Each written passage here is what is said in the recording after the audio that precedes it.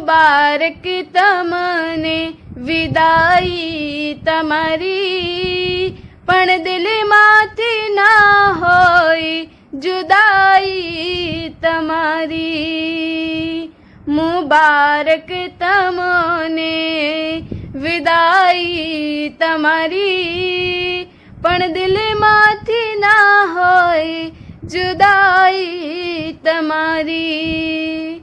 સમયની છે માંગ વિદાઈ તમારી, સમયની છે માંગ વિદાઈ તમારી, પણ દિલમાંથી ના હોય જુદાઈ તમારી.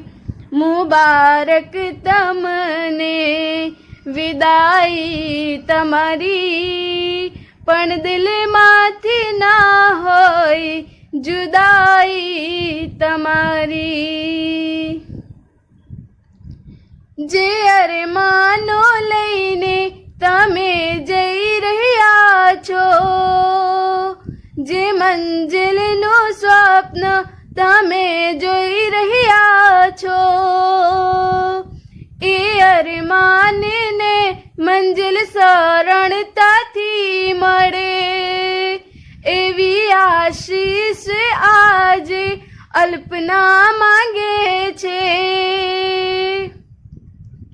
સફળ થાવ જીવનમાં દુઆ છે અમારી, સફળ થાવ જીવનમાં દુઆ છે અમારી, પણ દિલમાંથી ના હોય જુદાઈ તમારી. મુબારક તમને વિદાઈ તમારી, પણ દિલમાંથી ના હોય જુદાઈ તમારી. તમે તો છો બાળ ગુરુઓની આશા, સફળતા તમામ મહાનુભાવો, શિક્ષકો, બંનેના પરિવારજનો અને વાલા વિદ્યાર્થીઓ, અત્યારે તો મરીઝનો એક શેર યાદ આવે છે ભૂરા સાહેબ કે પ્રેમનો એ ઉચ્ચ તબક્કો હોય છે મરીઝ, પ્રેમનો એ ઉચ્ચ તબક્કો હોય છે મરીઝ, કે કહેવાનું ઘણું હોય અને કશું યાદ ના આવે, કહેવાનું ઘણું હોય અને કશું યાદ ના આવે. નિરાશા એ આશા ગુરુ वल अशर इन्नल इंसान लफी खुश, इंसान તું ખોટમાં છે. મંચસ્થ મહેમાન, બાળકો, અમારા બંને મિત્રોનો પરિવાર, આજે જુદી જ વાત કરીશ. ઘણા વિષયો પર મને સાંભળ્યું છે. મારા પરિવારને હું કહું છું, બેઠા છે ગુલશનભાઈ, હાથ પકડી ગાંધીનગર લઈ ગયા. એક શિક્ષક અને એક આપણા આચાર્ય શ્રી, જેમણે આખી જિંદગી આ સંસ્થાને આપી દીધી, આ સમાજને આપી દીધી. જેમ કહું છું કે થનગનતી જવાનીથી પગની ઢાંકણીઓ ઘસાઈ જાય ત્યાં સુધી જે ઉંમરનો સૌથી સારો પડાવ હતો એ કેમ્પસમાં વિતાવ્યો, આ સમાજને આપ્યો. આ સમાજ, આ બાળકો અને અમે સૌ આપણું જેટલું અહેસાન માનીએ એટલું ઓછું છે, જેટલું બિરદાવીએ એટલું ઓછું છે, જિંદગી જેટલું સન્માન કરીએ એટલું ઓછું છે. કોઈ આસાન નથી. પૈસો એક મહત્વ ધરાવે છે, પણ આખી જિંદગી લાગણીઓ સાથે આપવી. મંસૂરી સાહેબ જોડે 10 વર્ષ એટલી બધી વિષમ પરિસ્થિતિઓમાં જ્યારે શરૂઆત થઈ, ત્યારે જે ધૈર્ય, જે સબર, જે મેચ્યોરિટી મેં જોઈ, સાચે કહું છું કે જ્યારે પણ, કેમ કે જે એક મેનેજમેન્ટ અને એક આચાર્ય કે શિક્ષક વચ્ચે જે પ્રોબ્લેમ્સ હોય, વિષમ પરિસ્થિતિઓ હોય, આવી પરિસ્થિતિઓ જ્યારે વેપારમાં હોય કે પણ આજે ખુલ્લા મંચથી કહું છું, શરૂઆતના 1-2 વર્ષમાં જે પરિસ્થિતિઓમાં સાહેબનું જે ધૈર્ય જોયું, એણે મને મારા વેપારમાં અને સમાજમાં પ્રોત્સાહન આપ્યું, મને મોટિવેટ કર્યો કે કેવી વિષમ પરિસ્થિતિઓને મંસૂરી સાહેબે કઈ રીતે હેન્ડલ કરી હતી. તો કોઈ પણ વિષમ પરિસ્થિતિ આવે, મારા માટે સૌથી મોટું જો કોઈ એક્ઝામ્પલ સેટ કર્યું હોય તો સાહેબ છે.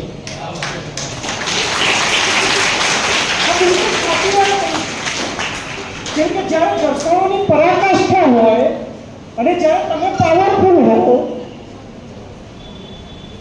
ત્યારે સામેવાળો વ્યક્તિ જે મેચ્યોરિટી રાખે છે, જે સબ્રથી કામ લે છે અને ત્યારે જે રીતે પરિસ્થિતિને હેન્ડલ કરે છે, એ તમારા જીવન માટે જો એમાંથી પ્રેરણા લઈ લેવામાં આવે તો તમારા જીવનની સૌથી મોટી પ્રેરણા હોય છે. અને મંસૂરી સાહેબે મારા માટે સૌથી મોટી પ્રેરણા છે. આજના દિવસે એટલું કહીશ કે 10 વર્ષ મને મંસૂરી સાહેબ જોડે કામ કરતા થયા. જે પ્રમાણિકતા, જે પ્રેમ, પરિસ્થિતિઓને સંભાળી લેવાની જે આવડત. ગઈકાલની જ વાત કરું, એક પ્રમુખ ગામ બહાર બેઠા હોય અને 3000 બાળકોની શાળા એના ગામમાં ચાલુ હોય અને જ્યારે કોઈ પ્રોબ્લેમ આવે અને જ્યારે આચાર્યનો ફોન આવે ત્યારે સૌથી પહેલા, જ્યારે ફોન આવે ત્યારે પહેલો તો ધ્રાસકો પડે કે હું ગામ બહાર છું અને શું થયું હશે, એમ સાહેબનો ફોન આવ્યો. એટલે ક્યારે પણ ફોન આવે એ કોઈક મુદ્દા હેઠળ જ આવે, એમને એમ ના આવે. કેમ કે ઘણા નાના મોટા મુદ્દા તો સાહેબ એમ જ પતાવી દેતા હોય, અમારા સુધી વાત બી ના આવતી હોય. પણ જ્યારે બી ફોન આવે ત્યારે પહેલા ધ્રાસકો પડે કે કંઈક થયું. તો જે મેચ્યોરિટીની વાત કરું છું, સાહેબ જ્યારે પણ જવાબ આપે ને, અસ્સલામ વાલેકુમ, એક પ્રોબ્લેમ છે પણ એ પ્રોબ્લેમ છે કીધું એમાં એમણે 0.25 સેકન્ડ લીધા અને પછી 0.25 સેકન્ડમાં જ સોલ્યુશન આપી દીધું. એટલે ફોન ઉઠાવીને જ્યારે સલામ વાલેકુમ, વાલેકુમ સલામ કહેતા હોય ત્યારે સાહેબ એમ કહી દે કે આ પ્રોબ્લેમ છે અને વાલેકુમ સલામ પૂરું પણ ના થયું અને આપણને રાહત થઈ જાય. મેનેજમેન્ટ માટે આનાથી સારી વસ્તુ કોઈ હોઈ જ ન શકે. આ બિલકુલ સાચી વાત કહું છું. ગઈકાલની જ વાત છે, એક બાળક પડી ગયું, સાહેબનો ફોન આવ્યો, એક પ્રોબ્લેમ હતો, એક બાળક પડી ગયું છે પણ સારું છે, બીજી કોઈ ડિટેલ નહીં, પણ સારું છે એટલે મને રાહત થઈ ગઈ કે બસ હવે વાંધો નથી. પછી એમને મને આખી વિગત કરી, પછી એમને જેમ જેમ અપડેટ હતી એ બાળક વિશે એમ કરી.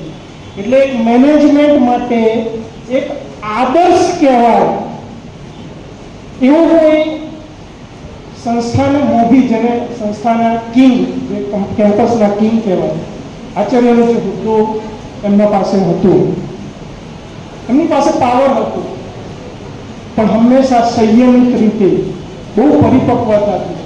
કેમ કે એટલા બધા વાલી આવતા હોય, જ્યારે વાલી આવતો હોય ને તો ઉશ્કેરાઈને જ આવતું, આમ કરી નાખું ને તેમ કરી નાખું ને, પેલા છોકરાને મારી દીધું છે ને, પેલા એમ કર્યું છે ને, છોકરો પડી ગયો હતો ને, પેલું કર્યું ને પેલું કર્યું.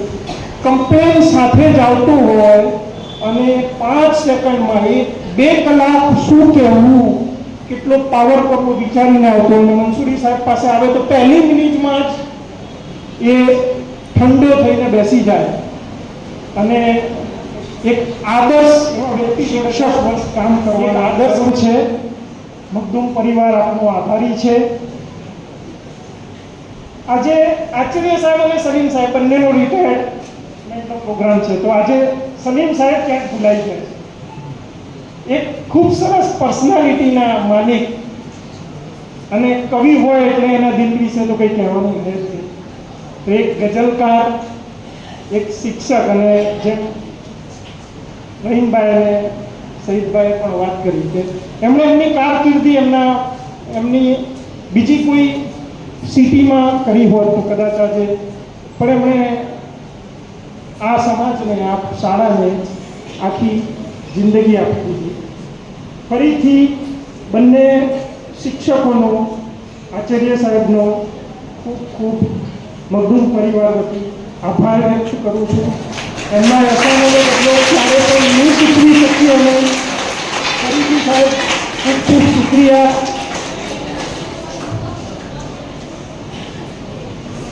નિવૃત્ત થઈ ગયા, હવે મને ખબર છે કે કહેવાનું રહેતું નથી, પ્રવૃત્ત રહેશે જ, સમાજ ઉપયોગી પણ રહેશે. અને જે પરિવારના સભ્યો અહીંયા હાજર છે એમના સૌથી વધારે જે કુરબાનીઓ આપી હશે એમના પાછળ એમના અર્ધાંગીની, એમના વાઈફ, બંનેને પણ ખૂબ ખૂબ મગદૂમ પરિવાર વતી ખૂબ ખૂબ એમનો આભારી છું.